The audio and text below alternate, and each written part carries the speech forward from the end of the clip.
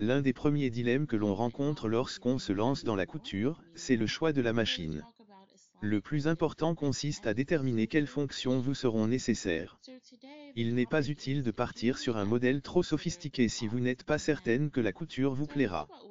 Mais gardez également à l'esprit qu'une machine bon marché ne sera pas toujours une bonne affaire. L'idéal c'est à la fois une machine simple d'utilisation et proposant suffisamment de possibilités pour vous permettre de progresser.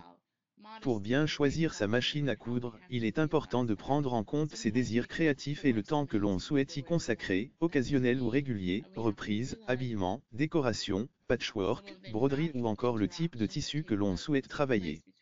Vos projets vous guideront dans le choix de votre machine à coudre.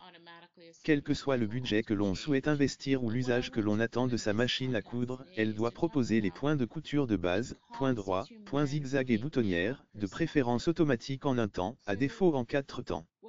Attention, la mention « boutonnière en 4 temps » signifie que vous devez changer 4 fois vos paramètres de couture afin de coudre les 4 côtés de la boutonnière.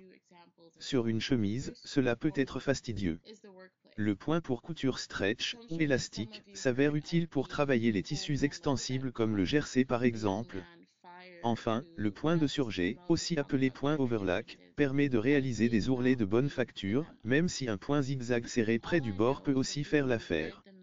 La machine à coudre doit proposer un minimum de pieds presseurs, ou pieds de biche, 4 dans l'idéal, un classique, un pour les fermetures éclairs, un pour les boutonnières et éventuellement un pose-bouton, pour cadrer les boutons.